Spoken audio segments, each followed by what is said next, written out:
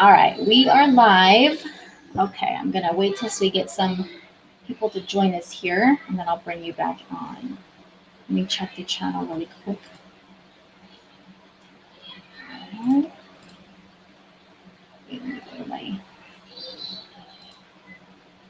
While we're waiting for people, oh wait here. No, I won't bring you in yet. Hold on. All right, we got some people joining. Just gonna give people, okay, people are coming in. Thanks for joining us, guys. We're just starting to go live. Thank you for joining us.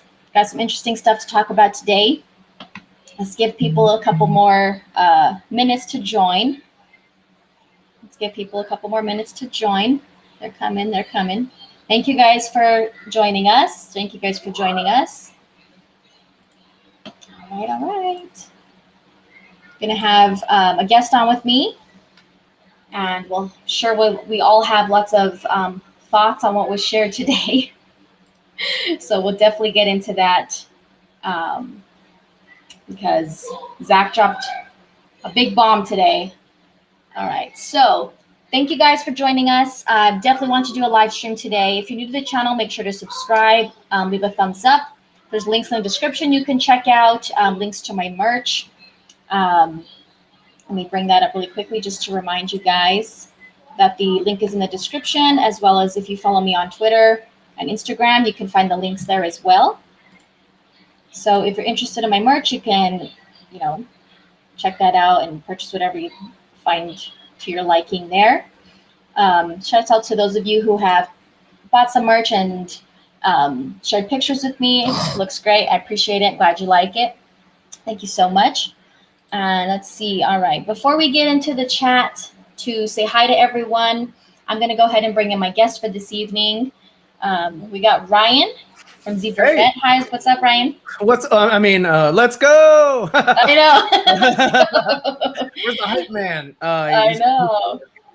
No, he's not at work. He's at the house. So yeah. You got tabs on it. Mm-hmm. Yep. Tabs on it. I do actually. Yeah. No, we had a big talk today. We have a huge announcement on our end coming up, either this week or next week. I'm thinking this week, so that'd be cool. Awesome. Yeah, but so how have you been? I haven't been able to jump on a stream in a while, so just had to catch up on Allie. Yeah, doing good. Thanks for asking. Sometimes it's funny, like I'll kind of like cross the wires on like watching a stream with people, like when I watch the Four Nerds, and then I'll kind of forget, like, wait, was I watching that, or was that us streaming together? You know what I mean? Like, I get my wires crossed about watching streams. Yeah, because I'm part of we thought you were going to come on last show at the end. I had no idea. Yeah, and that was now we have to blame Nicotina for that one, because he was like, "Oh yeah, I gave her the link and everything." Blah blah blah. We're like, "Okay, fine," and we're like, "All right, her show's over," because we're sort of watching it on the side as we were having our show. I had no idea until no, that's fail on Nicotina. So, a lot of times I won't see. Yeah, a lot of times I won't see messages while I'm streaming, and then like since I'm part of like 4 or 5 group messages, a lot of times the ones with like 40 people, like I'll mute them for a while because I just like I can't handle all the notifications. Like it's overwhelming. Oh yeah, no, I agree. I used to do that too, because I mean, it was just so much. Like it would just like pop up, and everybody's laughing and putting emojis and gifs and all that. Yeah, and you actually, even if you wanted to go back and look, you missed everything that they were talking about. Right, and then you have to like scroll through. And... Yeah. I mean, you really have to want to know what they were talking about. Yeah. So and with that group message, I don't think I had it muted, but. Hey, Amanda. Like when I swipe down on the notifications on the top of my phone, if I clear them, like I kind of don't see all the individual things if I go onto Twitter. Yeah. You know what I mean? Like I cleared it, so I don't know which threads I have read messages in. Sometimes I have to hunt. So, I mean, I get so many DMs. I'm like, and somebody's like, yeah, man, hey, I sent you this or that or whatever. And I'm like, oh, okay, well, sorry. I didn't see it, I guess. So, especially if it's in a group chat. Yeah, and then my stream had already been over for a while, and then I was just like looking through messages that I missed, and I was like, oh man, I felt bad that I didn't even like say something like sooner. But yeah, I was like, hopefully it's all good. I mean, heck, we can, if you're available, we can probably do something on Thursday on the show. So we can see about jumping you in, maybe on the second half. That'd be fun. Yeah, it's I always mean, fun. you know, there's so much stuff like being dropped almost daily. So there's always something new to talk about. So. Definitely today as well. Let's say hello to some people in the chat. I see you guys saying hi. So what's up, Lloyd? I'm doing good. Hope you are doing good yourself. Thanks for all the support on the channel. Let's see. Thanks. Yeah, I'm glad you're able to join us too on a live chat. Let's see, everyone's saying hi. Badzai, hello. How are you? Thanks for joining us. Yes, yeah, there is a lot to talk about. There's always lots to talk about. Yes, thank you, Ryan. There you go. Hey, somebody said, you know, hit that like button. I think you should do it. So, what's up? What's up, AZ Brown? Yeah. Hi, Amanda. I hope you're well too. Thank you. Hi, Ronnie. Joker looking amazing. Yes, we're definitely gonna get into that for sure. I was not I didn't think he would share anything to do with him. I didn't think so either. I mean, okay, so he is trying to like show a little bit to people who like aren't in the know, sort of like, you know, you and I and everybody else that's in the movement, and even people that watch, you know, these streams on the regular. He's trying to put things out there that maybe people who aren't aware with it are aware of these things. Yeah. You know, and that's what the whole point of the trailer coming out on 2/14 at 2/14. You know, because he's trying to say, hey guys, you know, people who don't know, this is a 4-hour movie that you've never seen before. Hey, what's up, Vega? Yeah. Yes, I agree. I'm glad that he did it in a way that was like not spoiler, you know. Yeah, no, I'm glad because he did say, you know, or the rumor is that he has his own take on the look of the Joker. Yes. So, you know, and we all know that Jared didn't cut his hair, so he has long hair. Yes. So it's very interesting. So I'm curious to see, you know, what's going to happen, how that's going to happen, and you know, Jared also said that, you know, he's got future projects that he's talking with Zack about, and you know, if all plays out right and this thing is a hit, then we know that it's going to be the Batfleck series. And he will definitely be a part of that. So that'll be really, really cool. Yes, and here is a look at that picture that we've all probably been looking at all day. Yeah, I was looking at that too, that it kind of looks, his head, I mentioned it in the video I made about it, his head looks strange. I don't know if it's just because of the it's sort of warped. Yes, it's distorted. Yeah. You can kind of tell because of the hard lines in it. Like look at his neck, and there's like a hard line horizontally. So, and look at his face. It's kind of like they used a tool to sort of warp it, so that, you know, it will distort it. But then the foreground, you have the card, and it looks like he's wearing like a dish glove. It's like a rubber glove. It doesn't, you know, it's not tight on the fingers, so it's something that you would like use to wash dishes or whatever. So I don't know if there's something on there, if he's examining. I don't know if this is actually part of the film or if this was just a shot. It's just an image, right? If it's just an image, yeah. So it's very interesting, very interesting. I like that it's black and white. Yeah, Zack has an affinity for the black and white. Yeah, bald and long hair at the same time. Well, because there is like that version where he's kind of bald here and then it's longer in the back. But I think someone had tweeted at Race Randolph and they asked, "Is this the visual?" And she said no. They shared that like from a comic book, the style of him kind of being bald on the top and longer on the sides and the back. Yeah. And she has seen it. It could be that his hairline is being bled into the top of, or his brow. Because of the distortion, it sort of blends in a little bit and makes sort of like a crisp line because of the of what they did to the background image. So I mean, if you see his eyeball, it looks like somebody took a finger and stuck their finger in his eye socket. It doesn't look like Jared Leto's eye, you know. I wouldn't. And also, like, I don't think he's balding. I mean, I don't think he's balding, but he also can't really see like eyebrows on him. So I think it's just because of the way they chose to like distort the picture, so we can't really see what he looks like. Yeah, they're just sort of showing you that, you know, hey, Joker's in the movie, guys. You know, and you know, I mean, for those that don't know, he's in the future. You know, in the nightmare sequence, right? So you know, he's in the future, and same with Deathstroke, and same with the other people that he brought on set. And so, yeah, I mean, I can't wait to see because remember, look at the card. The card is big. And for some reason it's bigger than we thought, because this is the same card that was in BVS. Yes. It's this on Batman's gun, on the butt of his gun. Yes. The same card that you saw in the trailer, kind of floating by. Yeah. Which he did before he shot Jared. So yes, he talked to Jared, got the okay, because he was already an actor who was signed onto the franchise. So he didn't have to, they didn't have to sign new contracts for anyone new to kind of come on board or whatever. So that was really cool.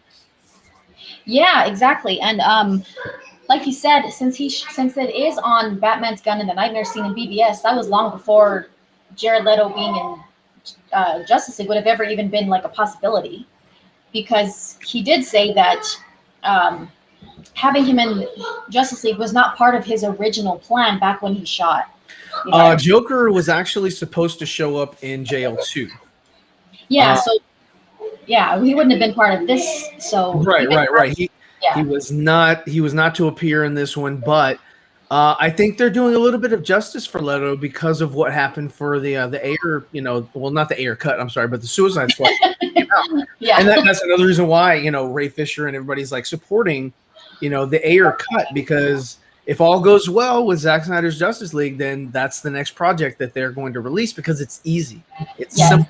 It's something that's already been shot, cut. They already cut it. It was further along in the process than Zack Snyder's Justice League, because Zack had to leave the project early, so he didn't get to do his additional footage. He didn't get to do his reshoot. So exactly. Yeah. It looks like it's the Nightmare timeline. Yeah, I do think that it's high possibility that that's the context that we're going to see him in. But I also think it's possible that there could be some kind of flashback with Joker and Robin. There could be, but I think in this movie it's just going to be exposition. It's going to be Bruce telling Ezra Miller's Flash what happened to him.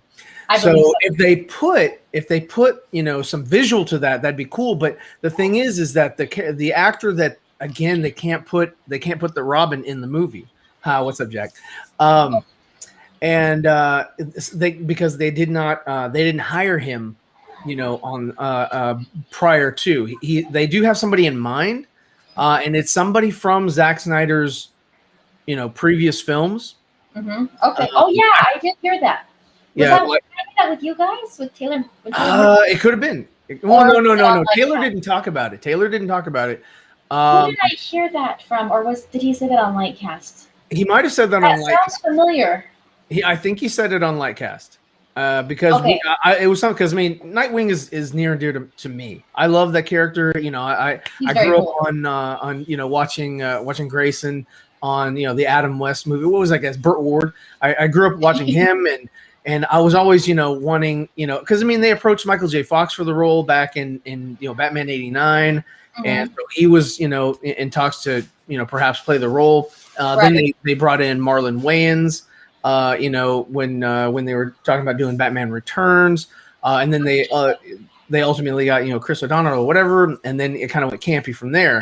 But I always wanted to see what Zack's interpretation of Robin / Nightwing would have been. So I think that's what they're going to do in the Flash movie, is that instead of going back and saving Ezra Miller's Flash, Barry Allen's mother, because why would he save his mother only for Darkseid to come and destroy everything? What's the point of that? Right. I do think that there's a chance that it's it's going to be slightly different from what we would expect for a Flashpoint, what he's actually going, what he's time traveling to do. Yeah. What he's trying to change. Right. Yeah. AZ Brown, we will see Black Adam perhaps in April or May of this year. They're going to go into production on that movie, but The Rock is not going to be in Zack Snyder's Justice League. No. I think people I know are always asking, well, do you think we'll see this character? Do you think we'll see that character? But just because it's 4 hours, doesn't mean you can put everyone into the movie just because they added Joker. That's too much. To be jam-packed. Yeah, that's too much. And I'm glad that we're getting an origin movie for him first, because it is, it is cool that they've done origin movies. I mean, Joker was kind of outside the realm of the DCEU, but it was still an origin movie for a villain character. Well, that was just sort of their like a stab in the dark, kind of throw it out there, see what it does. Yeah, and it made $1 billion. So I mean, there's a market for that. Are they going to capitalize on that? Are they going to continue? Kind of like Deadpool and Disney. Are they going to capitalize on that? Are they going to continue that or not? I mean, it's a little risque, but so we'll see. We'll see. I'm not sure. Yeah, I know this picture doesn't look like Jared. Yeah, he does look unrecognizable. I had mentioned too that in my video today that was it not for like the context of knowing that he's in the movie, I probably wouldn't recognize this as Jared Leto's Joker. Just like to be honest, right. If no one had said anything, they would have said, "Oh my God, it's Joaquin Phoenix." That's because it looks like Joaquin. It does. It looks like him. It does look like him, especially because of like we're talking about the blur and the distortion. But if you look at beneath the lower part of the eyes, it kind of comes down to a point, and you can be like, "Oh, well, that's the blue makeup," and then the long hair. Right. Yeah, I mean, they'd be like, "Oh yeah, definitely, that's him." I mean, you have the other people out there like, "Oh no, it's never. I would never have guessed that." It's like, yeah, right. Yeah, silly fool.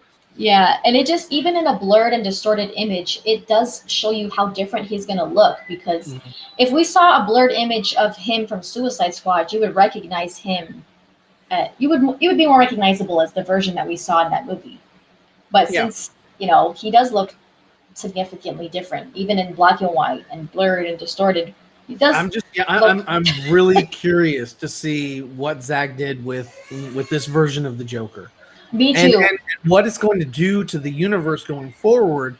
If again the thing is successful and Zack Snyder's Snyderverse, is able to continue and complete and go off in its own little, have its own little cul-de-sac, if you will.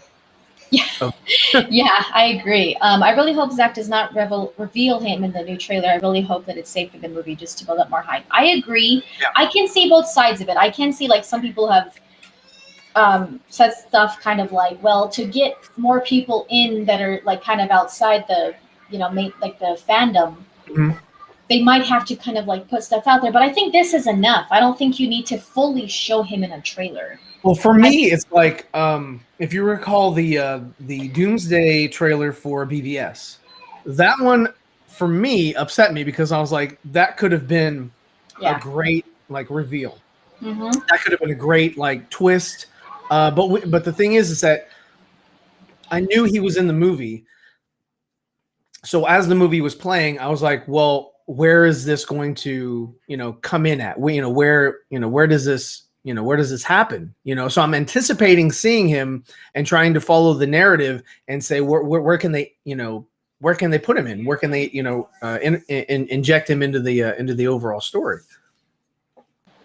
Right, and I think that's maybe one reason why they won't completely reveal him in a trailer, because Zack, I think, knows that people were kind of like, oh man, that was such a big spoiler with Doomsday, like you said, that they could have saved that for the movie. And I think just even knowing that Zack probably did not want the Joker thing to come out at all. I don't think he did. Somebody leaked it. And Robert Meyer Burnett is absolutely correct. There is a schism. There are two factions. I agree. There's the Warner Brothers executives that are like, man, this thing is coming out, and if it does really well, we're going to look ridiculous. Yeah. And then there's the other side that's like, we want this thing to succeed because we know this thing is going to make money. It's making, and the best thing about it is you have Man of Steel and BVS, the Ultimate Edition, and even Wonder Woman, 1917. And hell, I'll even throw Aquaman and Shazam in there that are sort of, have built a fan base. Whereas, back in 2016, 2017, the fan base wasn't as strong as it is now. So like this person said here, Robert Meyer Burnett said that there's definitely a schism there. There's two factions, and we definitely want, to see the film and say, hey, you know what, we were on the right side of history. Yeah, I agree. I think that, as bad as it sounds, there are people like in his position that don't want it to be as successful as it's probably going to be, because it just exposes them so much on what happened with Justice League. You know what I mean? And then you have like somebody brought up Kathy Yen today. I don't know why. Yeah, because she so said ridiculous. She said this back at last year. I don't know how long ago she said it. She was comparing herself to David Ayer because she knows damn good and well she cannot compare herself to Zack Snyder. Right. There's no way. So she compared herself to David Ayer in that, like, oh yeah, my movie got messed with too. And I'm sorry, but like for her movie, I was like, there is just no way of fixing that thing for me. The only thing that was good in that film was, of course, Harley Quinn, but we already had her in Suicide Squad. And again, we're going to see her performance in The Suicide Squad, which I'm sure she's going to do great in that one as well, because she owns that character. But there was no one else. There was no other standout person in that movie. And the narrative was all over the place. And like, I mean, I've always said, it was a mess.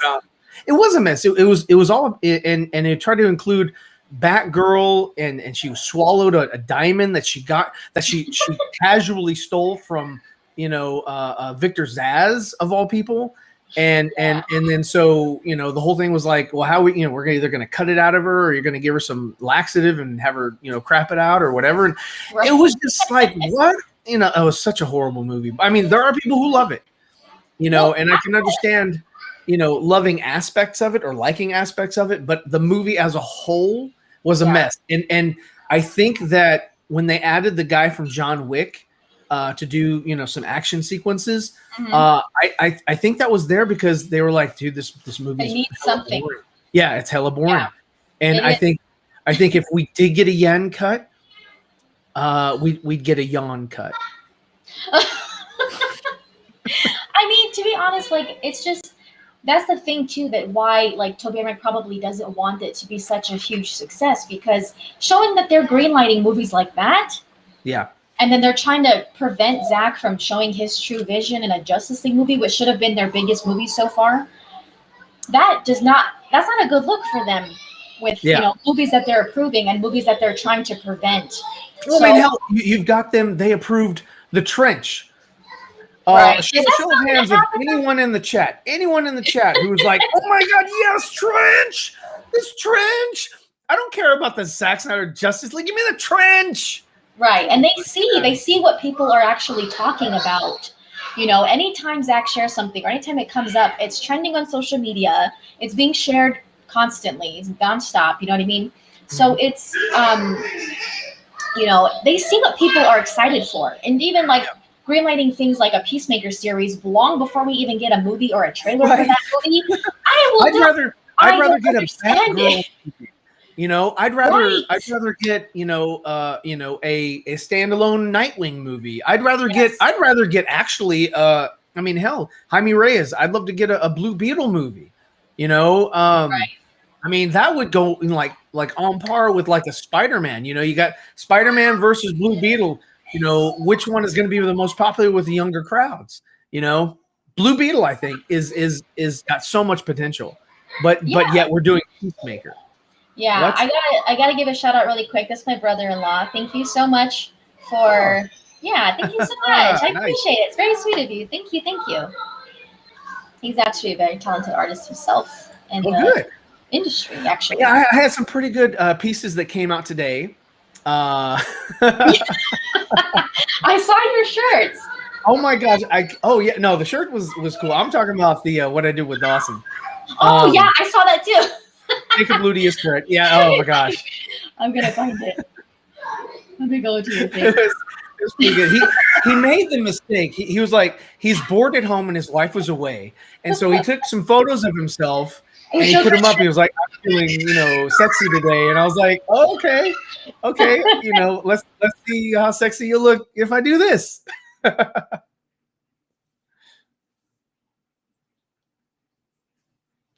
Let me find it really quick because it was pretty funny. Sorry, Dawson, but I'm like kind of putting you on blast here. I went to your profile. Let me see if I can find it. Let's see. I saw that somebody said something about asking a question. I didn't see what the question was. I know. Put the link back in. I think it was Lucas. It goes too fast sometimes. I can't scroll for me, so I didn't catch it. Let's see. If Zack reveals Joker and Darkseid in the next trailer, but I really hope that does not, because I don't want another BVS trailer. Which, yeah. Warner Brothers should see. Warner Brothers was all about, like, you know, revealing it, because that, or at least that's what I heard. I heard that the Doomsday trailer was an executive decision that Zack didn't want to put it in. So didn't. Yeah, I mean, you know, actually, if he hadn't done the oh, hold on, here it is. How do you feel about Wonder Woman has an animal cheetah as a pet? Oh yeah, I saw that one too. As a pet, like in what regard? Like you talking about like in the comics? Or are you talking about like in Wonder Woman 3? She has a cheetah for some reason. It's like, oh, where'd you get that? Just on my travels. Yeah, I don't know. I think that'd be kind of cheesy. I think it's funnier now to be like her eating like Cheetos. I don't know. She's like, I can't stop eating them, you know? I don't know why. Do you think Joaquin Phoenix would have fit in Zack Snyder's Justice League? I don't know. I don't think so. I think it works better as a standalone type of thing. Joaquin could not go toe-to-toe with Ben Affleck. No, I don't see him as that kind of person. He's not a physical, you know, like Leto is kind of, you know, he's kind of, you know, jacked for the role. You know, you saw him in Suicide Squad, and let's see, and then so he's been in that. Let's see, Joaquin Phoenix's Joker was just more of just sort of a mental case that sort of had problems with, like, you know, reality. What's reality? What isn't reality? So he's not a criminal mastermind. He's sort of just a sad case. Like, what would happen if, you know, the Joker was real, or if somebody read comics and they kind of, you know, and that's why I like the ambiguity of it, and I like it as a standalone film, because I just really, I don't know, I resonate with that. It was actually pretty good. It reminds me of that this new movie that came out, The Little Things. I don't know if you saw that. I liked it. It was really good. I liked it until the end, but I liked everything up until the very end, and I was like, this reminds me of Wonder Woman 84. There's no consequence for anyone. I was like, everybody gets away with everything. I'm like, is this what we're teaching people? Like, you know, it was weird. I loved the movie. I thought the performances were great. Yeah, I thought Denzel did a great job, as always. That's not a surprise. That's not right. Yeah, exactly. Jared Leto, also great performance, not a surprise. The other guy that played in the Queen movie, I don't know his name, but Rami Malek. Yeah, so he did a good job, and I liked the dynamic. I liked everything about it. I liked finding out the reason why, you know, he wasn't liked and all that. It was good. It was a good movie. I recommend watching it. A lot of people are like, oh, you know, Ryan doesn't like anything. I was like, no, I liked it. I thought it was good. I also had some, like, kind of issues with the end. Like, I guess it's kind of a spoiler, but. Oh, no, she's going to do it. No, I mean, like, I didn't like that you're not 100% Oh, the viewers are gone. The viewers they're leaving? No, I'm joking. No, I won't drop a big spoiler, but, like, I really, really enjoyed it. Like, it kept me interested the whole time. Yeah, it did. And I really liked, you obviously know, like, Joaquin Phoenix. Jared Leto, you know that he's going to be, like, a creeper in the movie, but, like, he just, I don't know, he did a really good job playing his role. I liked it. I thought it was going to go a different way. Yeah, I thought it was going to go a different way, and I was like, because it would make sense if it went the other way. Right, and I think that's the thing. Is like it's the ending is kind of unexpected for the type of movie that it is. Like, it leaves you somewhat. It's a little open and uncertain at the end, which I wasn't expecting, but I still liked it overall. Yeah. Nicotina's here in the chat. Let's see. Yeah, and he's off today. So if he wanted to join, I'm sure he could. Let me give another. I'm just calling him out. He's probably busy though. He's busy. Uh-oh. Thank you for the super chat, brother-in-law. Coming after your stream. I have a good friend who worked at you. Uh-oh. My brother-in-law is in the know. There you go. Well, I mean, HBO is the place to be, as far as like, accurate tea being spilled, because Warner Brothers is not the right place to be to get their tea's kind of stale. Yeah, it can be tainted. Yeah, tainted tea. Let me go back to a question I had. Oh God, I probably lost it. I think it was. Oh my God, I just heard something in my. I hope they're not dying. My headphones. Oh no. Oh no, someone came in. That's what it was. It's Nicotina. Oh, I called him out. You had to. Where are you, Nicotina? There you are. What's going on? Hey. So my connection sucks really bad. So. Oh, I'm if sorry. I cut out, I apologize. That's okay. I can't see Ryan yet because it's loading that slow. So. But I can't see you either. I heard what Ryan said. And so I just want to come on and say that I am doing something right now, but I came on for Ali, not for Ryan. You're doing a live stream? No. Is that what you said? Why are you doing a live stream, Andre? Don't do a live stream. We're doing a live stream. Why are you trying to compete?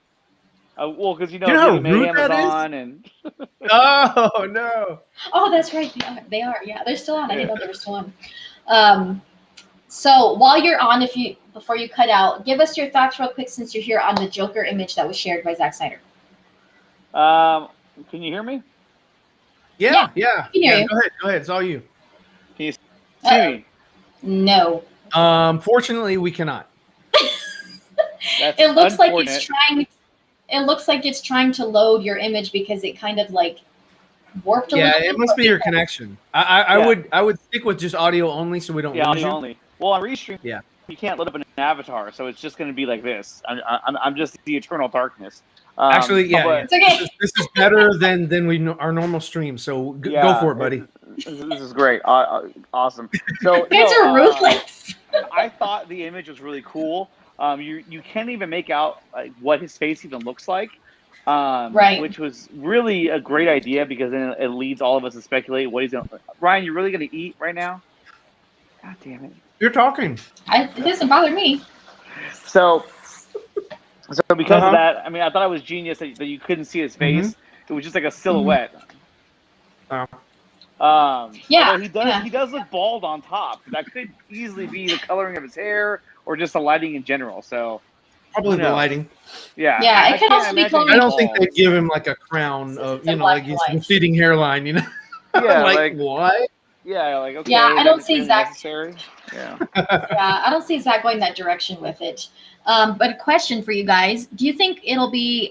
It's going to be some flashbacks of the Joker before he got all the tattoos and the grill in Zack Snyder's Justice League? Well, that's been the word that he. We will see that in the Batfleck series. We will see Batfleck before Man of Steel scenes, and we will see current day. And what else? And I think maybe even some. I think post Justice League as well. I think post Justice League, perhaps. So Ryan's actually seen this series already because he's telling us everything about it. I'm sorry. I have. I didn't sign the NDA. I ran. I was like, I'm not signing anything. I regret nothing. I regret nothing. I think. I mean, it has kind of been like, I guess, sort of said that he's not going to have all those tattoos in Justice League. He's going to look different. I always thought, I thought was a cool idea, was that since Joker has no pigment, I thought it would be really cool if he went constantly to get tatted because, it's a release for him, just to get art, and then it slowly fades away back to white because he can't, his skin can't hold the pigment. Yeah, I always thought that was cool. That way his art on him could always be different, and that'd be interesting for the audience. That is interesting. I mean, in Suicide, I know some people were really turned off by it. I didn't really mind it that much. It didn't mind me. It didn't bother me at all because really, it's if you're looking at a guy who's psychologically this crazy, why wouldn't he have tattoos? You know what I mean? It's kind of I don't get why that's a big deal. And the only thing I didn't like was what was the eyebrows.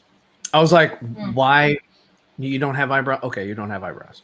So we're going no eyebrows. Because originally they had tattoos as eyebrows on his face. They were ha ha ha, you know. I remember seeing that. And and that didn't work because it looked weird. So they were just like, just no tattoos. I mean, I'm sorry, just no eyebrows. No eyebrows. Right. No eyebrows. Like you could have told me before I shaved them off that the tattoo wasn't going to work.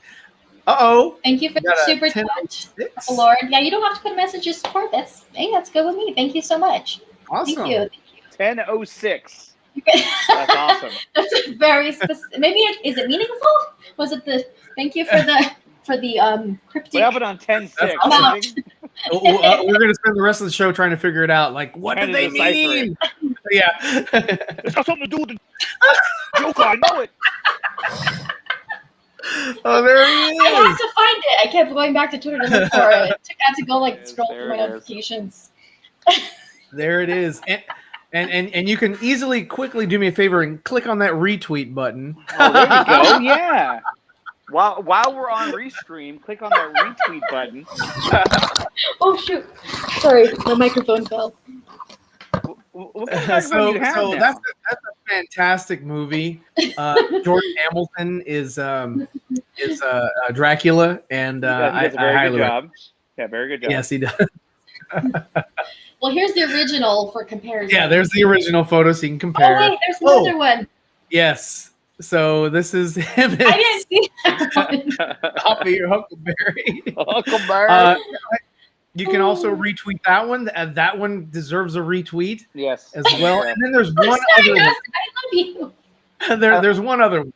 There's another one. The sweaty shirt. I did one where he's Jim Carrey. Oh no, I love Jim Carrey. Is it in the replies? Yeah, there it is. Oh my god, I love Ventura. That one definitely deserves the retweet. She did anyway. It's Quinchu Ocha. That means white devil. It's how they know you. Bumblebee tuna. Bumblebee tuna, yeah. Bumblebee tuna. I love Ventura and Jim Carrey, so just take it as a compliment, Dawson. Bumblebee tuna. I mean, granted, the first one is 1,000 times better than the second one, but I still love Jim Carrey and Ace Ventura. But in the first one, he actually had scenes where he was normal. In the first one, like he wasn't as. In the second one, he was way over the top weird. In the first one, he had moments of like when he was somewhat normal, and then he'd go back to being stupid again. Laces out. Finkel and Einhorn. Laces out. I love Jim Carrey. He's been Your one of gun my is favorites sticking into my hip. Put me in, coach. Oh my goodness.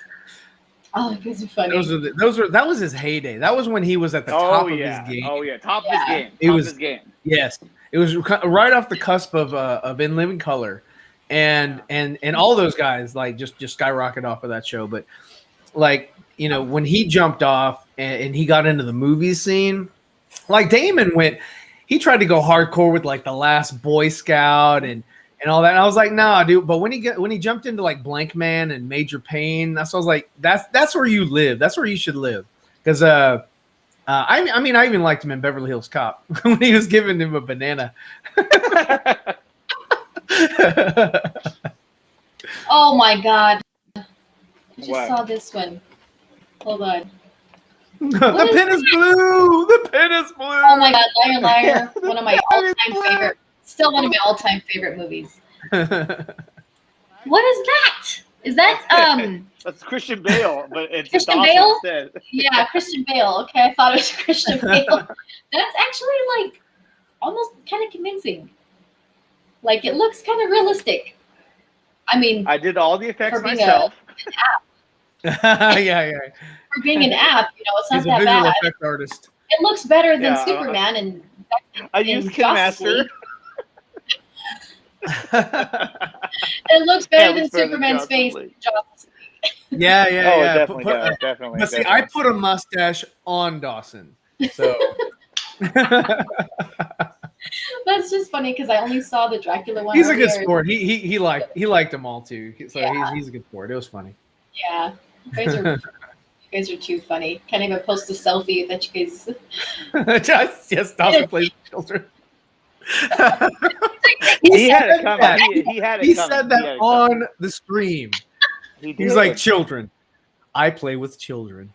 And right as that left his lips, he knew exactly what happened. He was like, oh no. He's like, I just gave them ammunition. I play with children. Why would you say that? Oh. It was me. Yes, liar.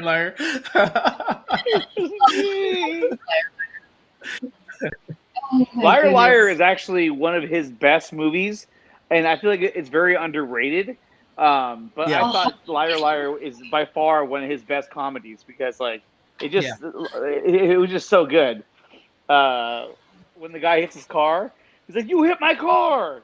Oh, I didn't do that. Yes, you did. He's like, I think it in court, but you won't show up.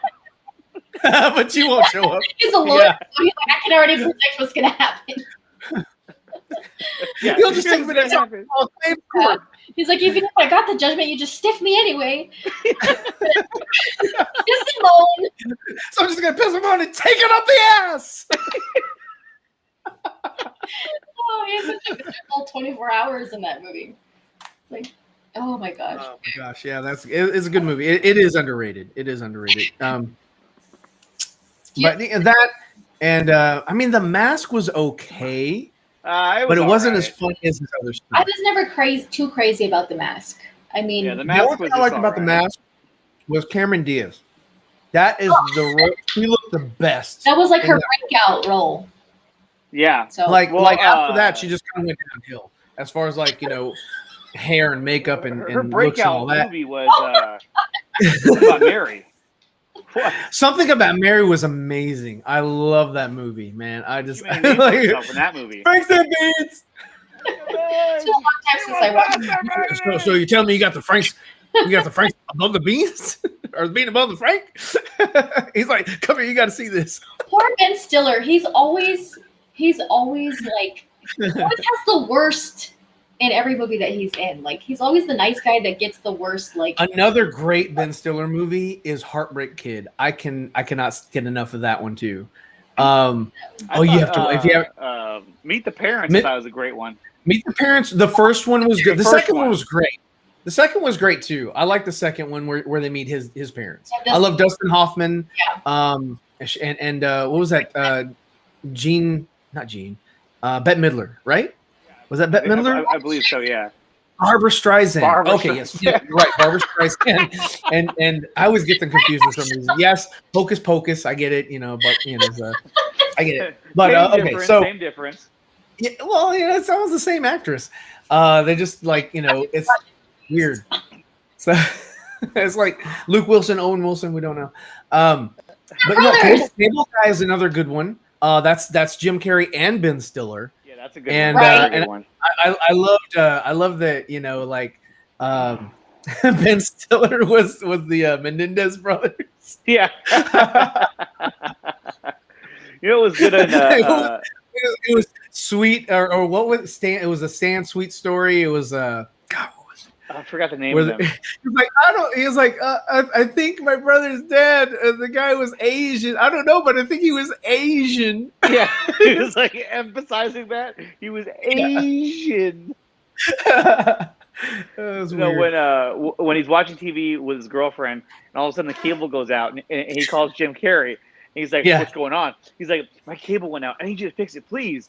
He's like, "You got to make an appointment." He goes, "Please, I'll do anything. Please, anything." He's like, "Fine. Tomorrow night." That's how desperate he was. He's like, "I'll do anything." He's like, "Fine, you need to hang out." So, question. Sorry. Do you think the epilogue of Snyder Cut will be the same as we got in Justice League, where we get Clark in red?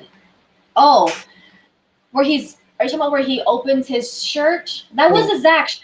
That was a Zack shot. That was from the notes, but I don't think we're going to get that shot. I don't know if it's going to be in there. He filmed it, but it wasn't in his narrative. Doesn't necessarily mean he wanted to. At the very end, when you see Clark, he's walking down, and then he turns and he does the Superman shot. I don't think we'll see that scene whatsoever, because that scene was, as far as I understand, that scene was added, like Ryan was saying, do the notes in the studio, but at the same time, that leaves the story a kind of open hole. Like it can go anywhere. Like that's a totally different ending than what we're going to get in this movie. Because the endings we're going to get are going to lead into the other films. Yes. Yeah. So that's why, if you have that, it doesn't allow you to do that, and that's why they did that, because they wanted to do, kind of pay homage. They wanted to close the character. Yeah, button it up, and then we can go whatever direction we want to go into after this. So yeah, I don't think that we'll see that scene ever again. Yeah, I mean, I know. Yes, it is a Zack shot, but he said that there was stuff he shot that he didn't necessarily want to. There's just stuff that he was happy to not include in. Well, the good thing that Zack did was that he shot for himself. Yes. And he shot for the studio. Which is exactly how we're getting 4 hours. Right. He shot this, all this extra footage and everything. I think personally, if his family tragedy hadn't happened, and the studio had him release his movie, it would have been different. What we got. Right. Yes, definitely. But he had his own movie that he would have probably cut and showed his friends and family at his house, and we would never see it. Well, right, because I think that if he would not have had if he would have stayed on and finished the production of the movie, it would have been the 214 cut. It would have been a movie similar to what we're going to see, because he's still at the helm. But they would have added some scenes that you saw in Justice League. But a lot of those scenes you saw in Justice League, they were all reshoots from Joss Whedon that he would have never have done. So a lot of the scenes that you saw in theatrical would never have been in his movie, period. But now we're getting more than just the 214 cut. We're getting, Zack Snyder Justice League, which is going to be awesome. Yes, now he gets to, because even if we would have got the 214 in theaters, it still would have been a compromised version of what Zack wanted to do. Yeah. So definitely, without a doubt. The only way we get his uncompromised, 99% uncompromised, because there's still a compromise out there, but we would have got. But it's all good. Neeson. Yeah, we wouldn't have gotten Stephen Neeson. Wouldn't have had work. Yeah, even now, like the other day. Okay, this is how stupid I was. The other day, I was watching TV. I was on HBO Max, and I put on Justice League. I don't know why. I just said, let me just put this on, see how bad it is. And when they showed Steppenwolf, I was like, God, that is such a horrible looking Steppenwolf compared to what we're going to get in Zack Snyder's Justice League. It's incredible. Yeah. I mean, if you look at the comparison shot, there's like a 360 turnaround CG, side by side comparison, and just the model itself that they made was completely subpar. I mean, look at the shot where Steppenwolf is punching. Yeah. Look at the shot where he's punching at Superman, and you see Superman slowly watching his fist go by, and it just looks so fake and animated, and it looks like it's like wood grain finish on his forearm piece, or whatever, and it just looks horrible. Yeah, he's a weird color. It looks horrible. Yeah. And speaking of Harry, Eric said, I'm really looking forward to Harry Lennix scenes. Yes, he was completely cut from the theatrical version, even as Swanwick. So we didn't get to see him at all. And so now we have a quote for him that Zack shared recently. There's a war coming, Martian Manhunter, which I'm like, and we're told that this. Oh, I'm so sorry. No, we were told that this particular line was from a different character, but Right, but when Zack brought Harry onto to his home and shot him at his home, because he was doing this before he got approval. He was going to put Harry in, before they did the reshoots in September. See, Harry wasn't a part of the reshoots in October. It was October. He did it prior. I think it was maybe April or May. And so they repurposed this line here for Martian Manhunters. We're going to see more of Martian Manhunter than we originally would have gotten the 214. Well, it makes you wonder who was going to say that line. Yeah. Yeah. Yes, it's whoever was going to say that line would have been green with envy. Green with envy. Yeah, I agree. Wonder Woman said that line. I don't know. Honestly, I don't know. But it does give the impression that there's going to be more, like you said. We're not just going to see him revealed as Martian Manhunter when he transforms. Obviously, I mean, and how does he know this? And like, you know what I mean? What is he? He's obviously saying it as Martian Manhunter. So who is he talking to? Like, it just brings up a lot of questions. Yeah. That the setting, the context of the dialogue, and it's so exciting. Awesome. And it's coming so soon. Like what, a month and a half? Yeah. Pretty much. Yeah, I mean, we're in February now, and February is a short month, so it's going to be here before we know it. Yeah.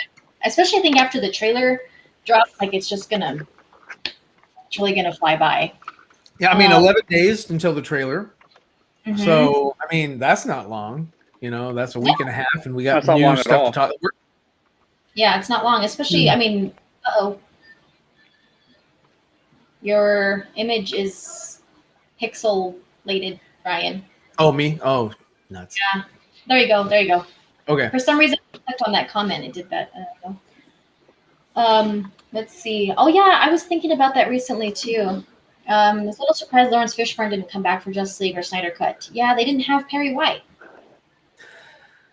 Yeah, they didn't. Yeah, they didn't. Yeah, they didn't have anybody. Morpheus.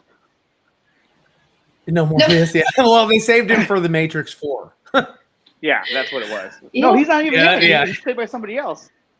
Yeah, he's not going to be in the Matrix 4. Yeah, what's the point? Hey, what? I don't understand the point of Matrix 4. I'm not excited for it. I don't care. I don't care either.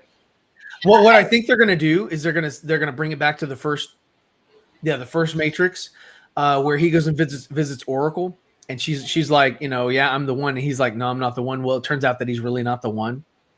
Oh no. It was the one was actually Morpheus that he originally thought. And so they're going to go and they're going to find the young version of Morpheus, because it's like in the Matrix, it's like reincarnation or something. Oh, goodness. I don't know. But that's my thought. I mean, I could be completely off. I really don't have any idea what the story is about. I was never I don't know where they could go. I wasn't a big Matrix person. It's Frozen. The first movie was awesing. The first one's good. But the second two movies felt like they were CG, like big budget CG tests. Like what can we do? How can we push boundaries? For other movies that are coming after this, because the stories weren't that great. The first Matrix was really like it was just a really good good story. Yeah, and it's just one of those movies that's like, especially for the decade that it came out, like as far as what they did with visual effects and like things like that. It's kind of like one of those movies that like broke barriers at the time. Yeah. So and it's interesting, like it's one of those movies also that kind of makes you think about things, and it has a lot of like it has like biblical references and things like that. There's a lot going on in that movie. Yeah. I mean, it's funny because it's like Zack Snyder's Justice League and the other movies that he has. They're movies where you can like really think, and really kind of dive into the narrative.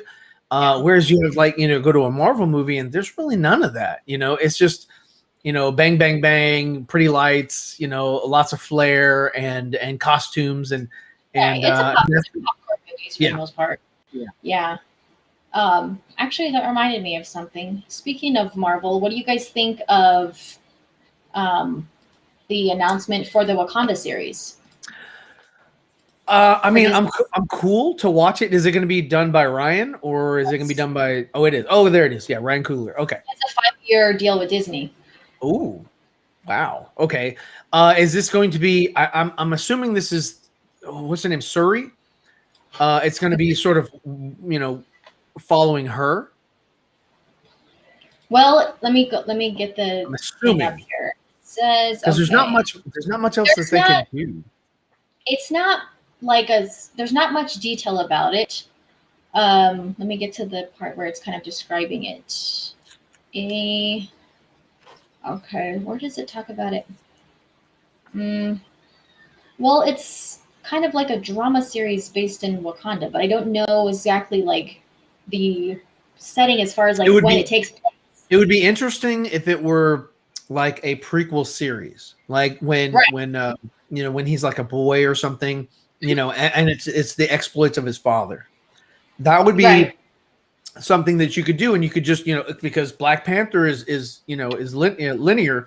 It goes by father son, sort of passing down the torch. So I mean, you could definitely watch that kind of happen, and I'd be fine with that, like watching older civilizations that have no connection to the Avengers or anything like that. Like what is Wakanda's problems? What's their issue? Yeah, it just says a drama based in the kingdom of Wakanda. Yeah. So far, I mean, I guess they'll probably release more details about like the direction they're going to go with it.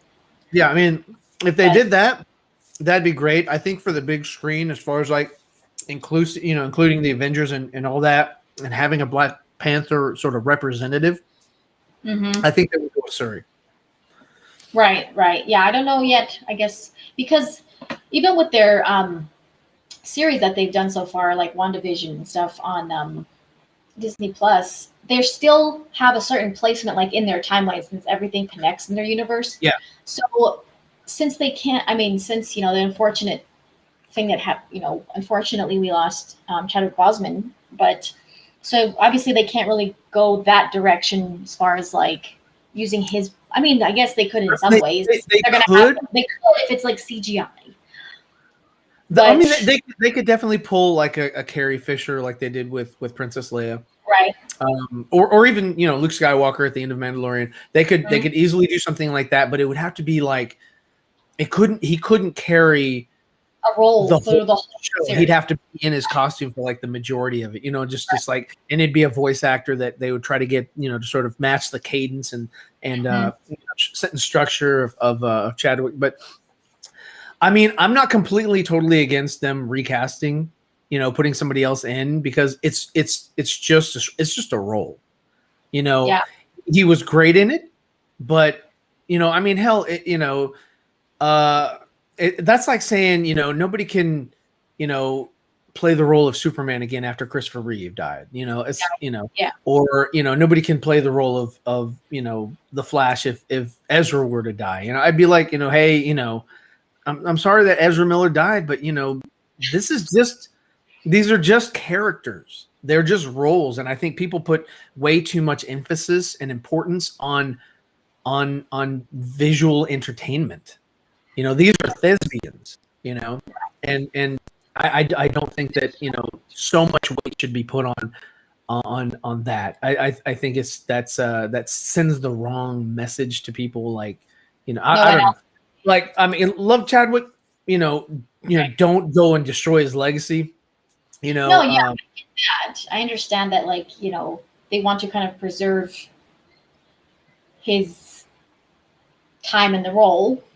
I get that. Like, I understand if, like, okay, maybe a little soon in some way if they cast him. Like if what's his name? If Robert Downey Jr. were to pass, go hire Tom Cruise and put a goatee on him, and he's our new Iron Man. I mean, okay, it devastated me when I was a kid. Like, okay, just as an example, Teenage Mutant Ninja Turtles, Donatello was Corey Feldman. In the second one, they got some other actor.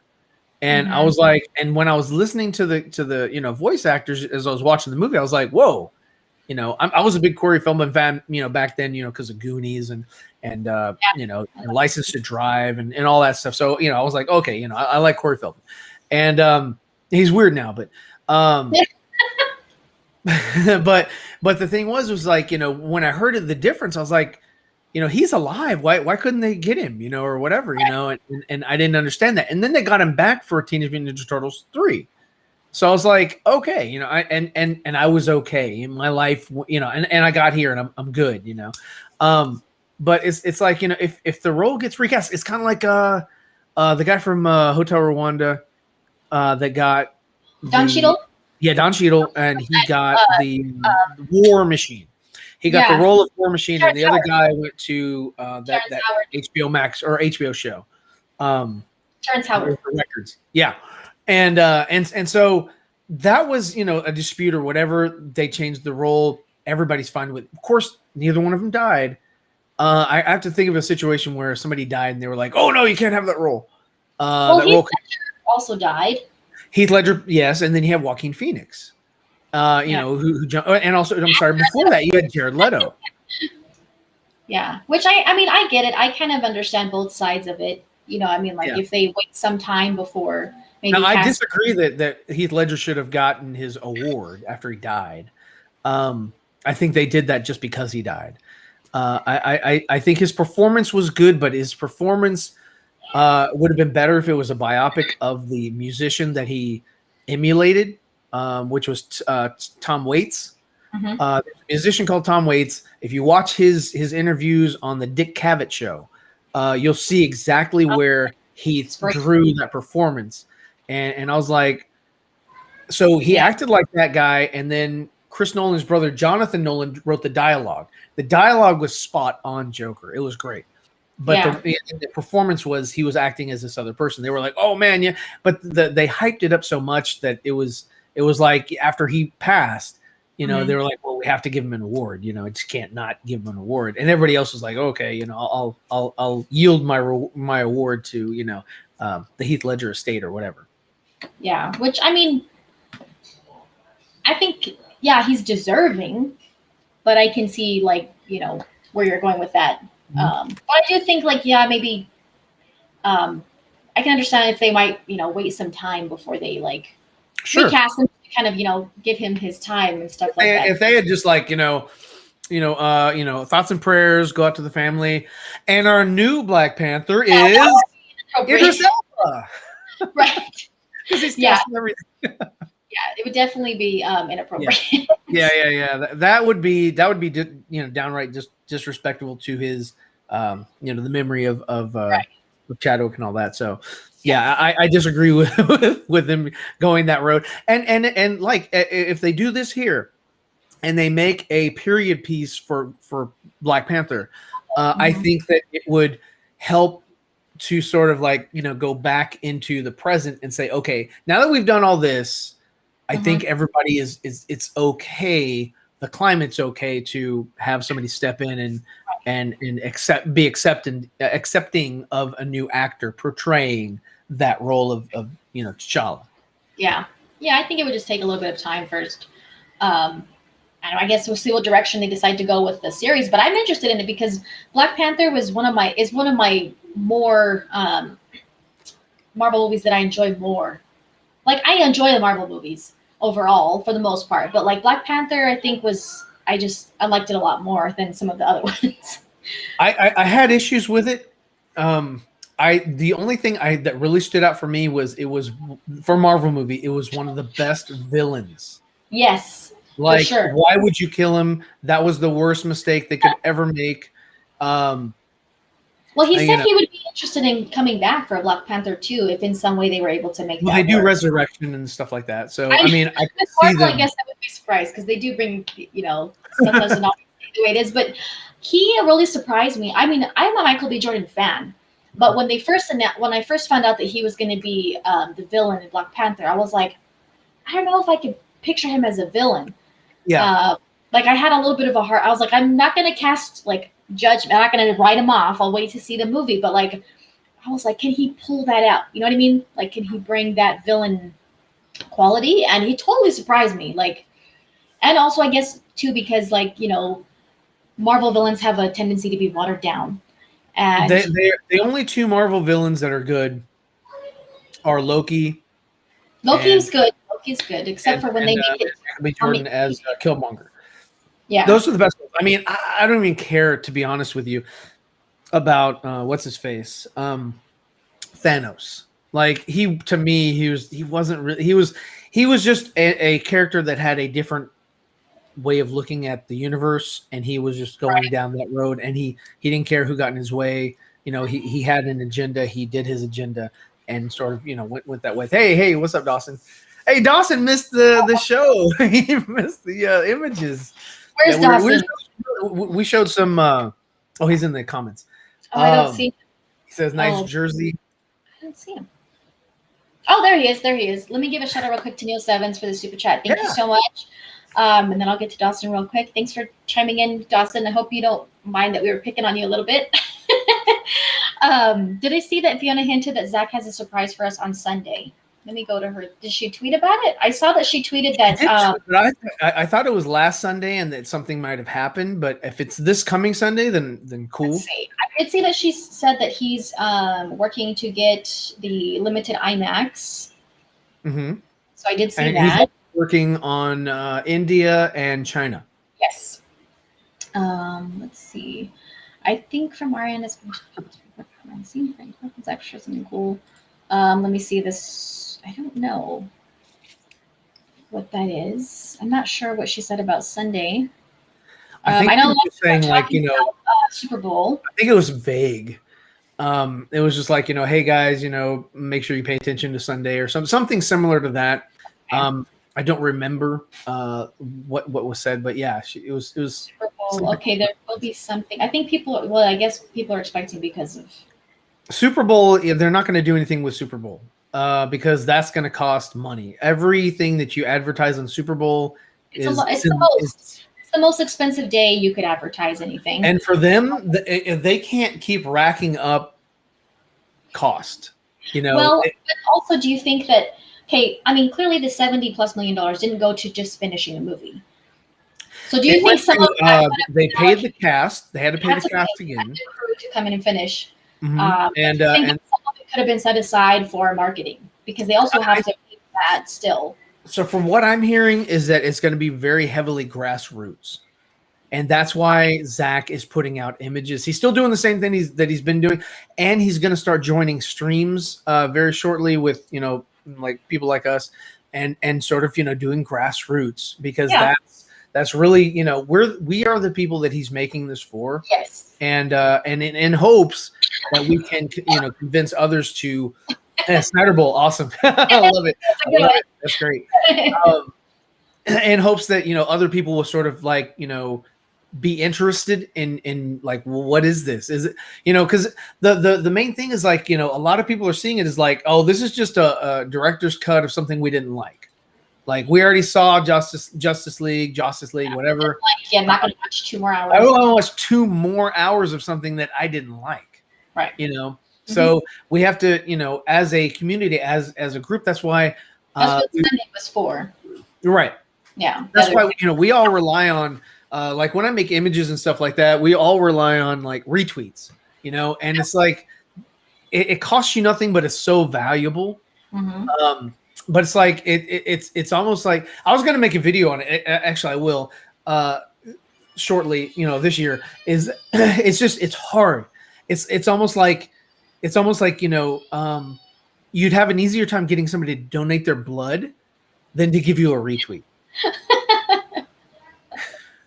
It's hard. It's difficult.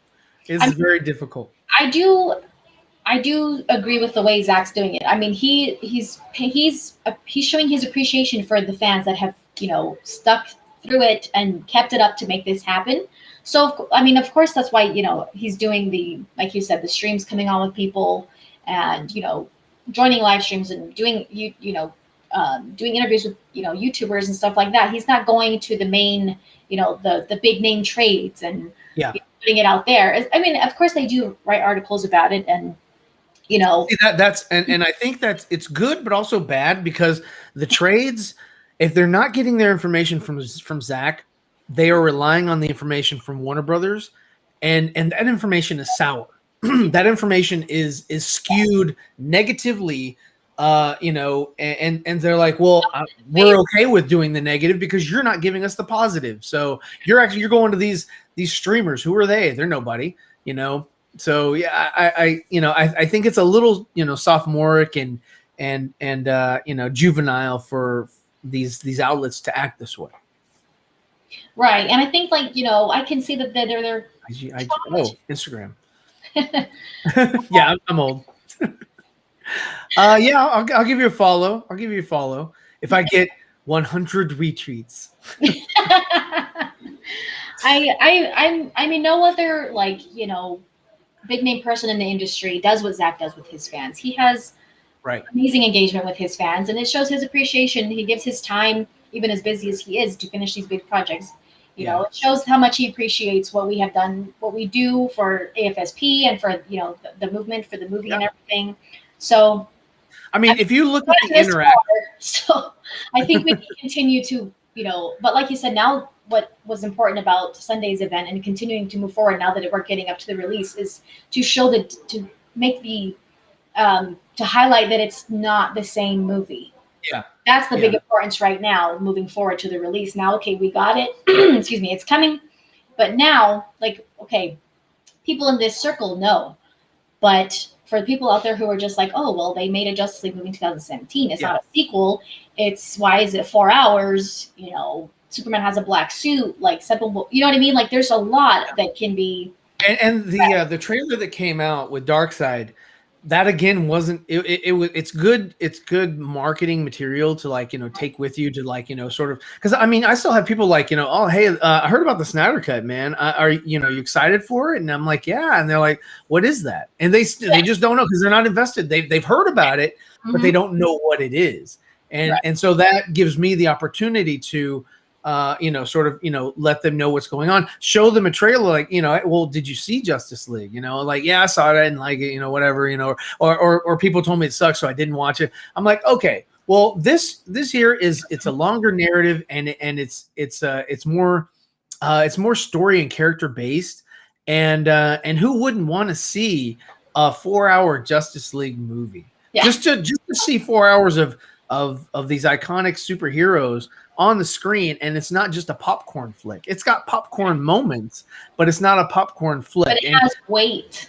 Yeah. I mean, it doesn't, you know, set up for those moments like in Endgame when all the female superheroes kind of stood there right in the middle of a battle. Yeah, you just know, to have it. Like, are you girls ready? Let's go. You know, I think they threw it in there just to show that they are acknowledging the female characters. Yeah, and this is like, what? Don't do that. Show us how badass they are, right? You know, by what they do. You know, and that will make me care about them. Don't just be like, care about us because. Exactly. Yeah, just because they haven't paid much attention to, you know, their female characters. Yes, they've had Black Widow. She came on the scene kind of early, but you know, it took a long time for her to do their movie as well. Yeah, I mean, they did Captain Marvel before they did Black Widow. What's that tell you? And who cares? I mean, she's been around since Iron Man 2. Yeah, she came which was before Disney. Very early. Yeah. And they kept messing with her. They're like, okay, so in this one you're gonna have long hair and it's gonna be red and it's gonna be curly. And then they're like, okay, the movie was different. Yeah, they're like, now the movie you're blonde and it's short, and now we have a movie where it's red again and it's short, and you know, it's just like, dude, is that like the extent of who she is? Because her costume's not that flattering, so you embellish her hairstyle or whatever it is. Because they did the same thing to Captain Marvel. You know, they gave her like a crew cut or some weird cut for, you know, Endgame, and I was like, okay. So I don't know, man. It's just weird. Marvel's weird. And it's also kind of, they made it pretty obvious that like they did the Black Widow movie because of Wonder Woman. They did. And they did the Captain Marvel movie because of Wonder Woman as well. Yeah. Yeah, and they tried to say it was the first female-led superhero movie or something. They were like, I was like, what? Because they wish we had done it sooner. Yeah. Because Wonder Woman was a big success, you know? Yeah. And people are like, yeah, well, finally. Yeah. No, it was yeah. I mean, even though it didn't crack $1 billion, it was still a huge success for a Wonder Woman, you know, led title. Because for the longest time, besides Green Lantern, Warner Brothers had only approved, you know, for Batman and Superman to be on the big screen, and that's it. They were like, we don't have any faith in the Flash. We don't have any faith in any other property.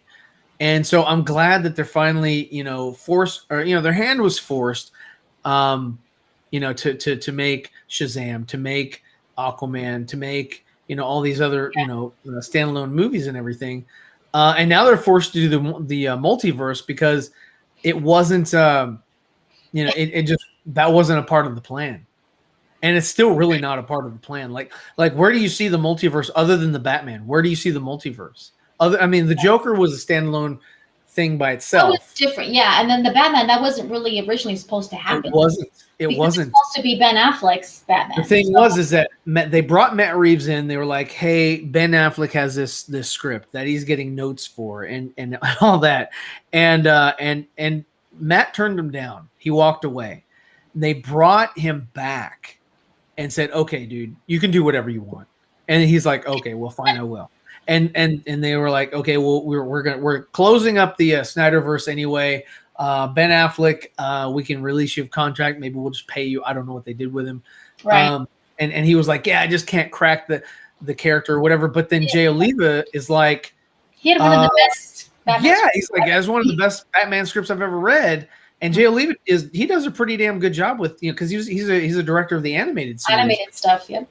And to get that kind of accolade from that kind of person is really, that shows you the weight behind that. Right. In that, sorry, Ben Affleck, I don't believe you that you couldn't crack the code or couldn't crack the character.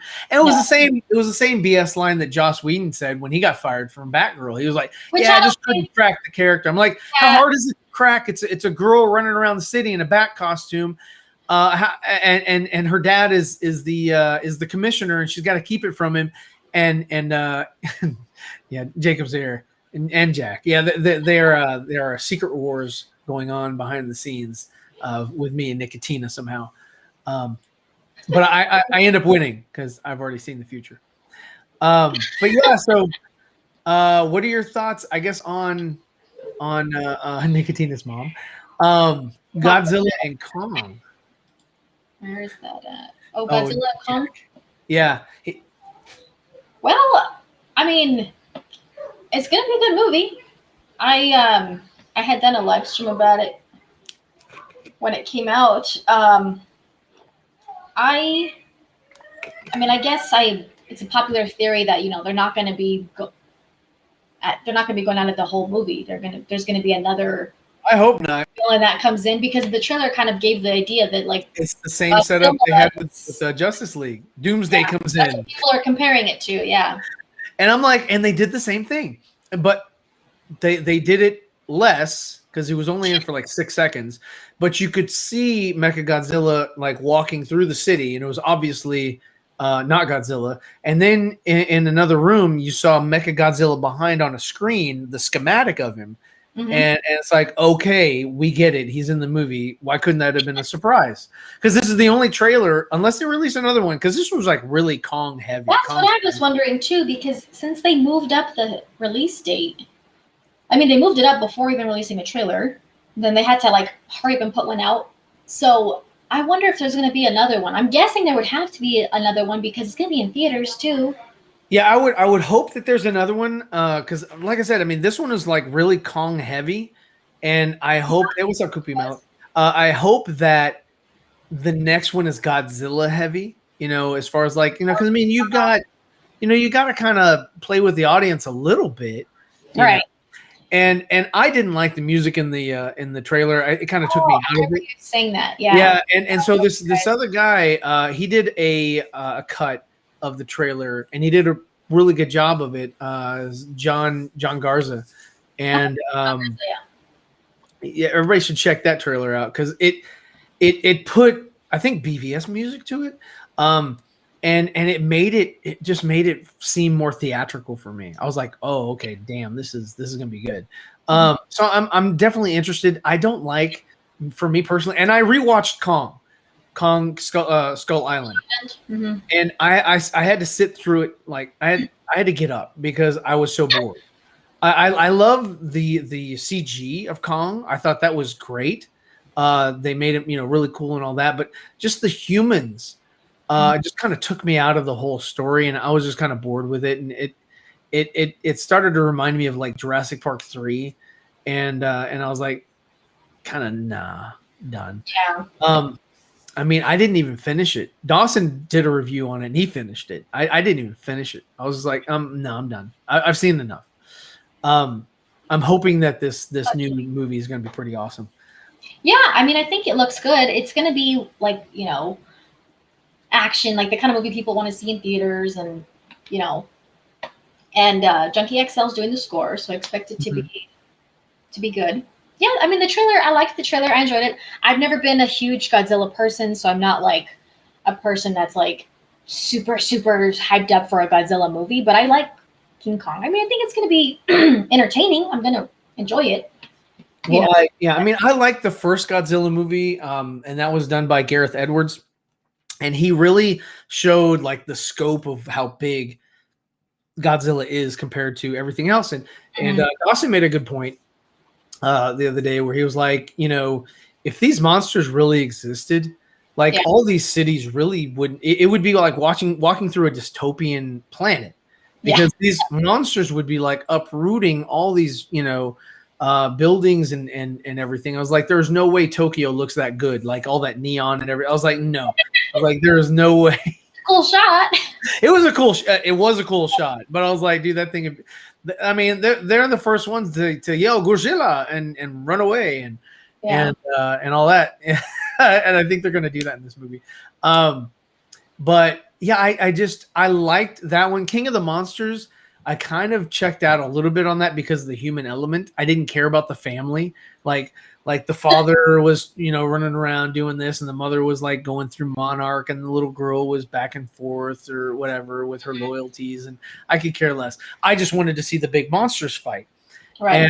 And that was really the only pleasurable thing I found in that movie. So that's why I'm tempered with my expectations for Kong versus Godzilla. I want to watch it, you know, and I want to enjoy it, and I want to see it on the big screen, because this is the kind of thing, like, these things are huge. You want to see it on the big screen. Yeah. So if I could see it in IMAX, I would. You know, that would be something awesome to see in IMAX too. Yeah. Checking out previous Godzilla films. I don't think I will. I mean, I don't think, for me personally, I don't feel like I need to go and watch like the previous Godzilla movies to like get myself.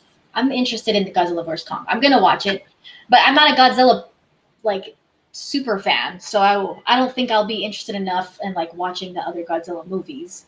You know, I think I've been more interested in King Kong, or Kong, I guess I'm calling him in this one, because of he's Kong until he becomes King Kong. King Kong. Yeah, because right now the king is Godzilla, and he's going to be dethroned, and that's why they make it a point to say Kong bows to no. Yeah.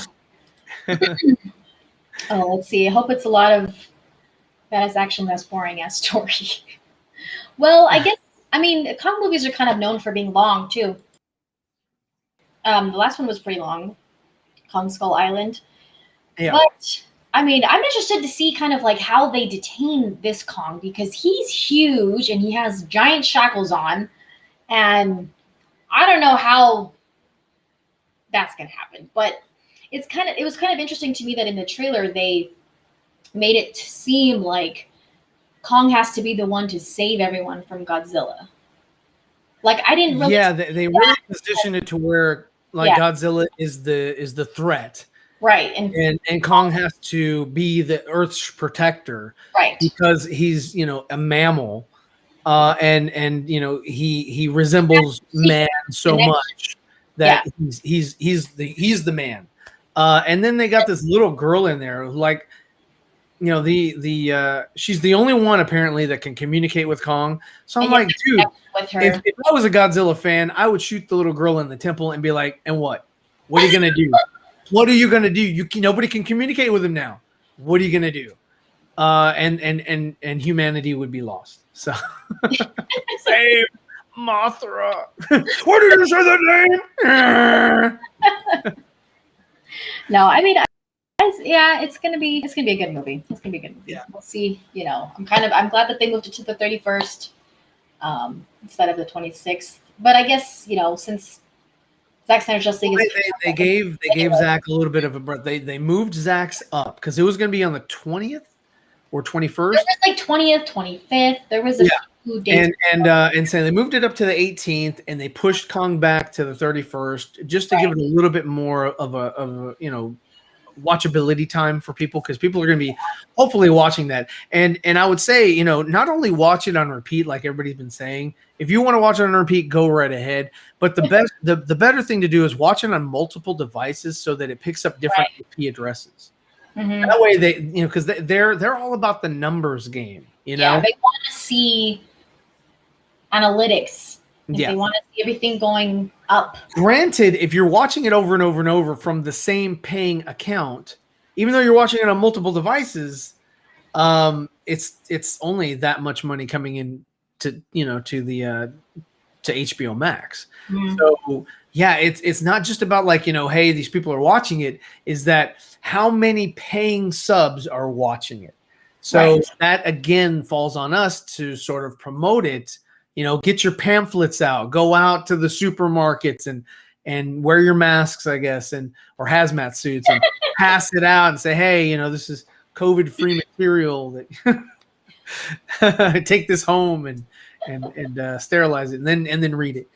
Yeah, but I mean, I think we've gotten this far as a fandom without like legit marketing. So I think the buzz around it, the fans talking about it, bringing attention to it, it is going to get people to watch it. I mean, I've had people tell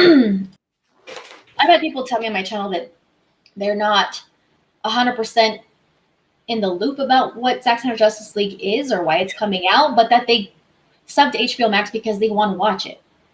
The curiosity. And the other thing is that like even the people that hate Zack Snyder with a passion, they are going to be watching this thing as well. Yes. So it if you were a fan, and I hope nobody's watching that is is not a fan of or if you are a fan of the Joss Whedon whatever, and you just despise Zack Snyder, the best thing for you to do is to like not watch it. But content creators on YouTube, even if they hate it, they have to watch it, because if they don't watch it, then they're just ignorant.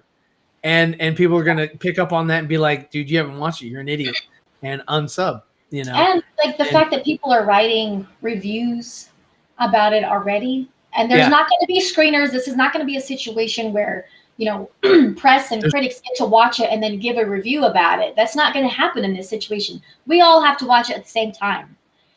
And so the fact that they're doing that just shows that, okay, they're probably mad because they don't get to have access to it for the rest of us to give a shitty review.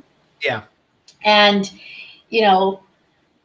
I mean, they need to pay attention to people they need to see that people are doing that no matter what. People are going to do that regardless of. You're going to see Rotten Tomatoes. Rotten Tomatoes is going to come up, and it's going to be like, green. Yeah. It'll be like maybe red for like a minute, and then just green. And it's going to have all these foul reviews. Scott Mendelson will be at the top because he's a moron.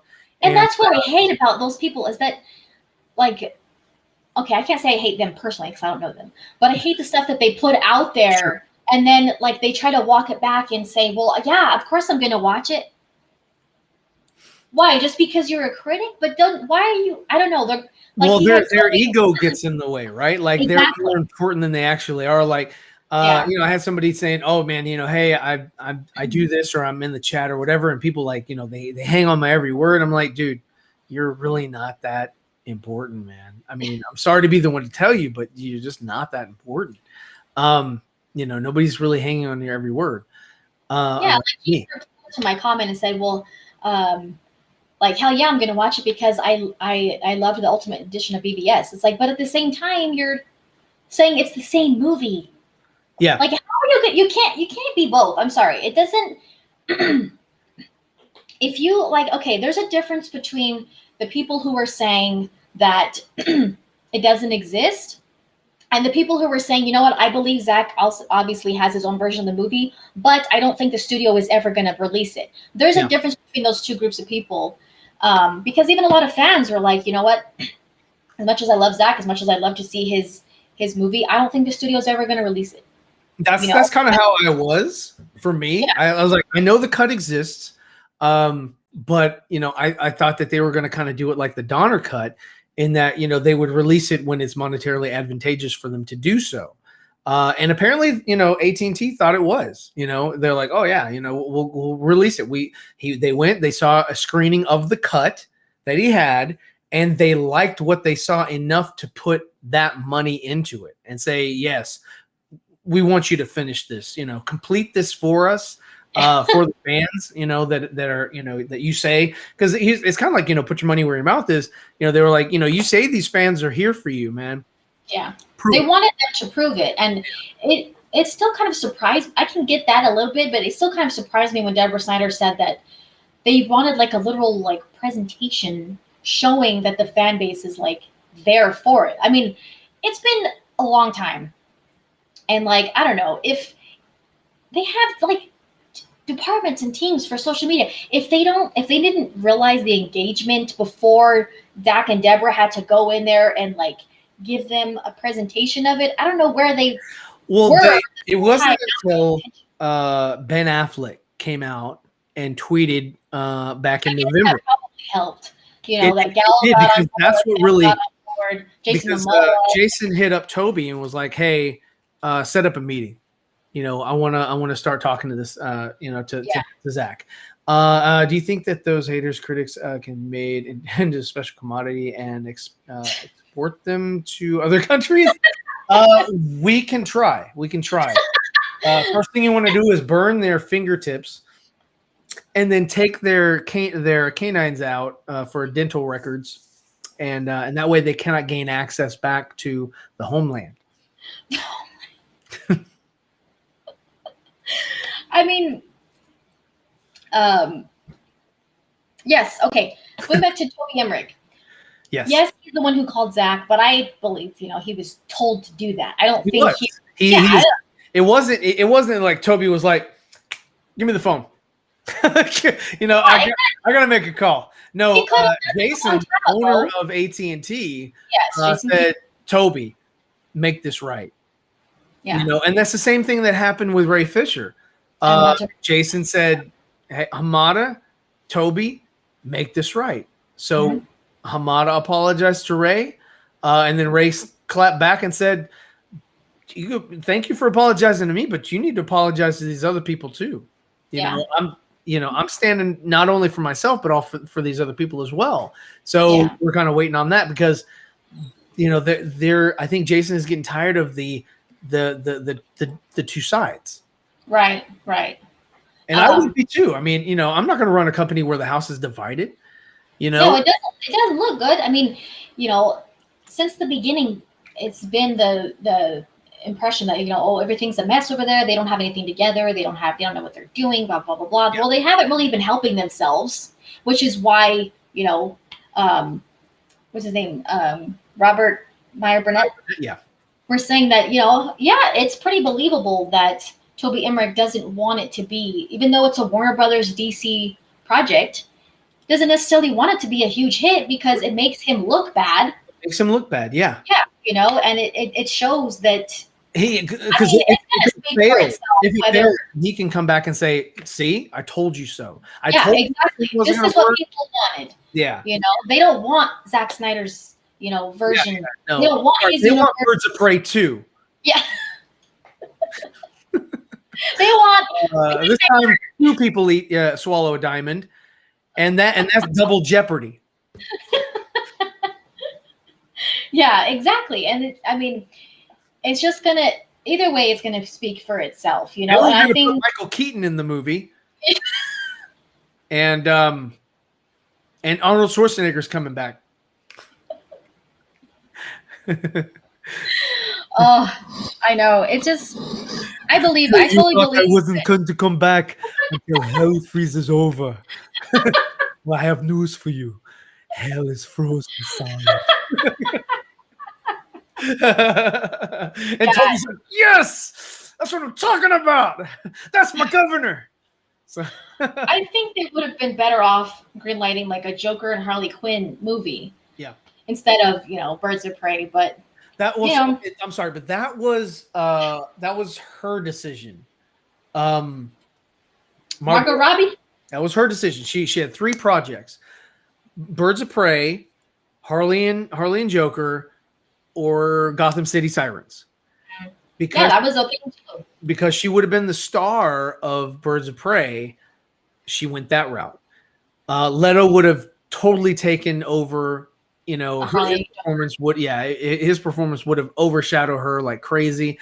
And then the Gotham City Siren, she has to share the spotlight with Catwoman and Poison Ivy, and she wouldn't want that. So she chose the safe route so that she was the star of the show. That's why she was the producer. She got Kathy Yen on there, and Kathy is wet behind the ears.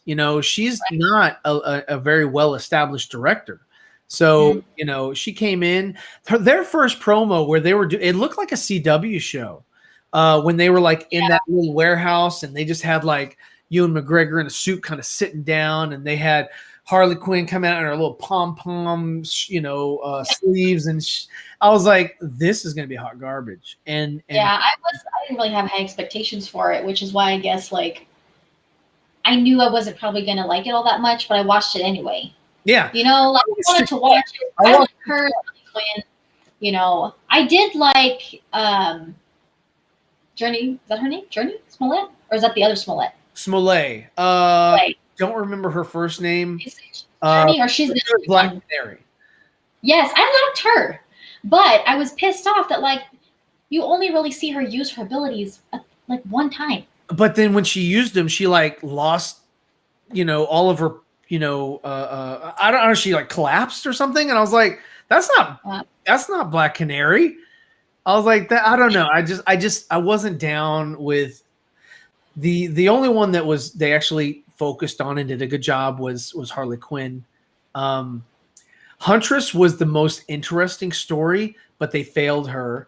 I was like, they gave her like a jumpsuit that you can go pick up at like Sun and Ski Sports, and I was like, no, that's not Huntress. She's not just some random that a jogger you'd see walking down with like, I got a crossbow that makes me Huntress. I'm like, really? That's all it takes. I mean, Journey was amazing in Lovecraft Country. Oh, I haven't watched that, but I've heard a lot of first about it. Good, and then it falls apart from there. Yeah, I've seen a lot about it. I've heard a lot about it. But I mean, TK421, why aren't you at your post? I liked Black Canary. Yeah, I liked her too. But I mean, I don't know. They, it, like I said, it does show that, no way Toby decided to do it all himself. Yeah, of course, because if that was the case, he could have done that a long time ago. He could have done it a long time ago. Yeah, he definitely could. He doesn't do anything until he's told. He is a yes man. So when Jason says, "Hey, go do this," he says, "Yes, sir." And that's it, because he doesn't want to lose his job. He doesn't want to lose his position. Yeah. And he's not the one. He didn't get dirty like the others did with Ray Fisher and all that. Yeah. It's not, Hamada, kind of thwarted that, and then when Jeff Johns was in power, he thwarted it as well. So because it didn't get beyond that, so their grievances kind of stayed there, and nothing happened. So I mean, it was underwhelming, but hey, I'm glad that things are happening. I liked bits of Ewan McGregor, and I thought that turning him into shark bait was stupid. Yeah, I liked him. Yeah, I didn't like that either. I liked him sometimes. I'm sorry, but like Will Smith, put the damn mask on. Ewan McGregor, put the damn mask on. That's who you got hired to play. I personally, I don't care about anybody else. I don't care.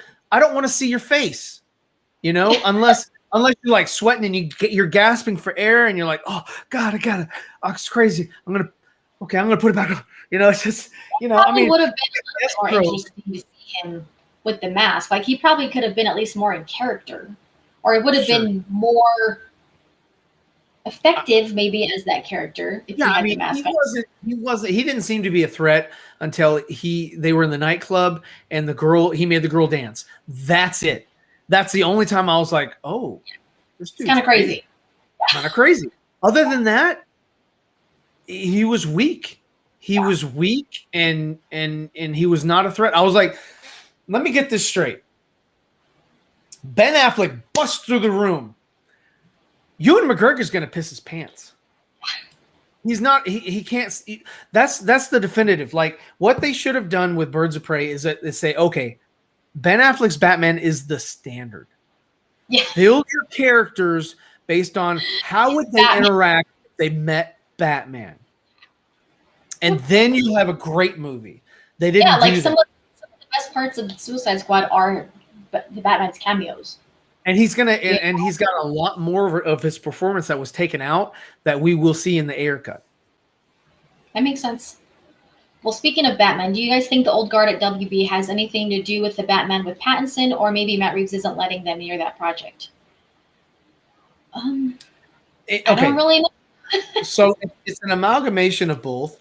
I guess that would make sense. And Snyder are both producers on this movie. So they still have their producer credit. That's why they want it to do well. That's why they're saying, let Matt do what he's going to do. They just want it to be, it's an alternate universe. It's doing its own thing. Yes. Let it be, right? Mm-hmm. And so, I mean, I'm completely on board with that. You know, the only thing I don't like about the Batman movie is the Batmobile. It looks like shit. It looks like hot garbage. It looks like it belongs in the Fast and the Furious movies, and because it's just a muscle car with lights on it, you know. And I'm like, that's not the Batmobile. I mean, the Tumbler was more the Batmobile than that thing. And maybe we'll see another one in the movie. Maybe that's not. Well, I mean,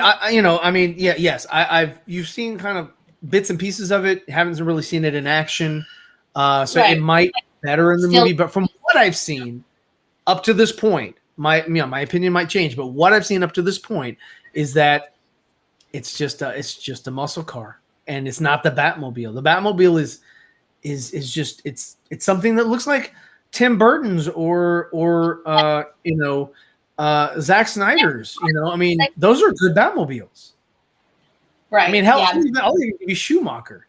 I mean, that looks more like a Batmobile. Those are goofball, both of them, you know, because they have the lights and all that, and you know, they went campy. But I don't see this one here as being a Batmobile. I just see it as being I mean, to be honest with you, that could have been like a James Bond car, you know, something, you know, like, wow, that's freaking cool, you know. Yeah. It's got a whole bunch of gadgets and all kinds of weird stuff. Yeah, that is a good comparison to Black Mask.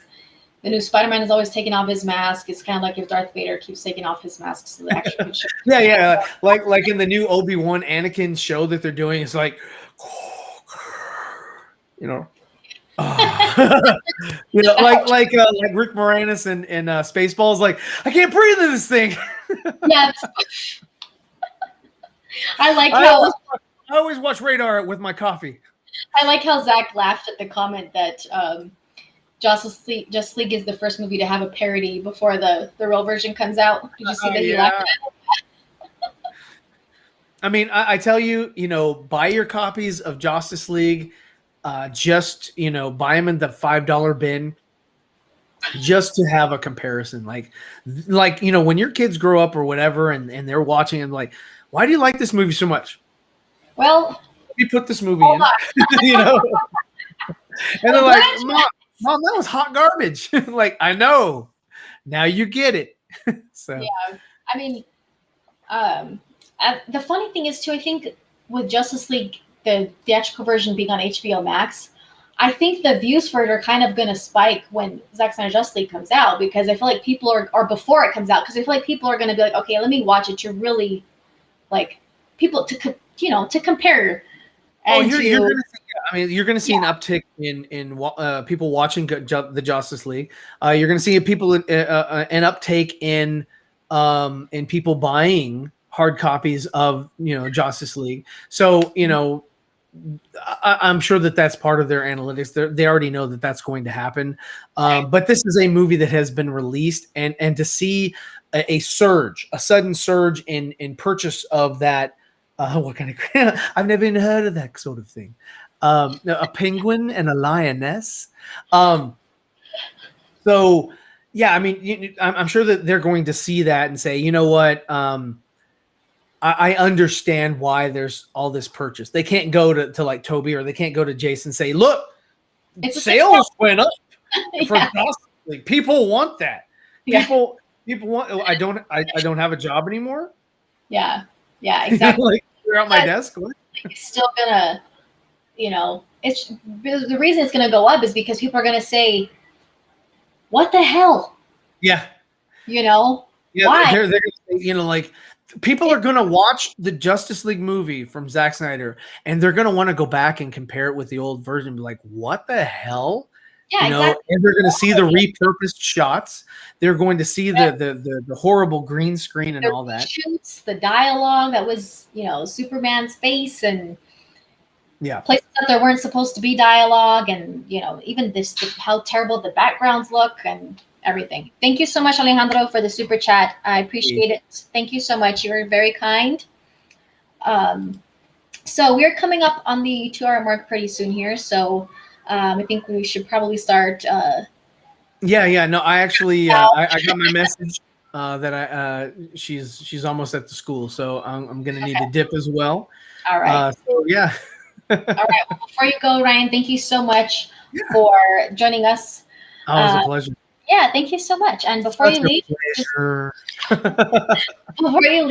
make sure you let people know where they can find you. Would you say that they should come and subscribe to the Zeverfet channel? Yes. All right. Well, please check me out. I have a lot of content. I join a band of nerds on Thursdays, and we're gonna have a show this Thursday on my channel. It's called The Four Nerds, and we have a great time streaming. And sometimes when Nicotina invites Allie, she comes on the show and has some fun with us.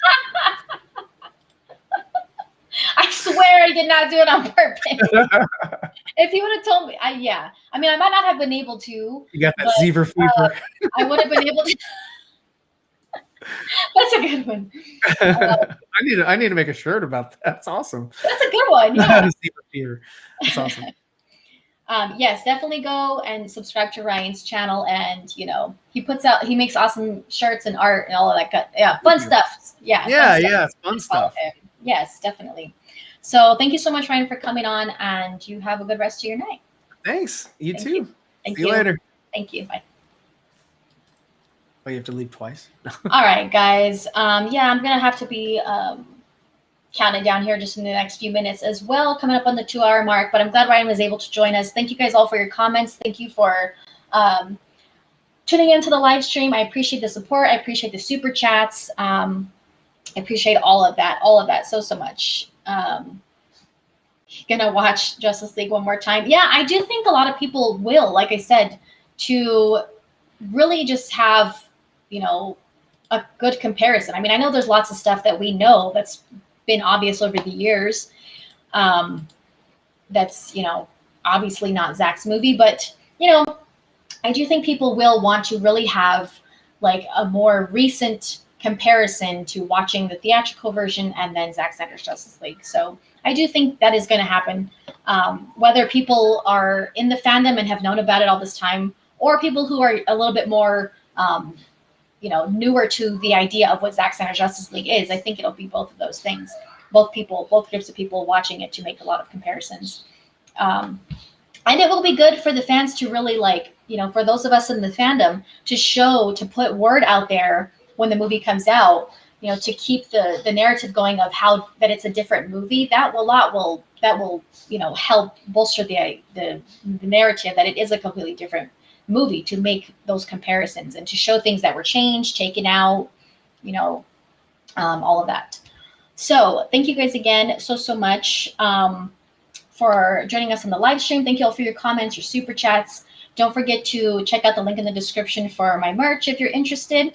A couple designs there, and so you can check those out. Link is in the description, as well for my Twitter account, so you can follow me on there at SuperHighDC, and as well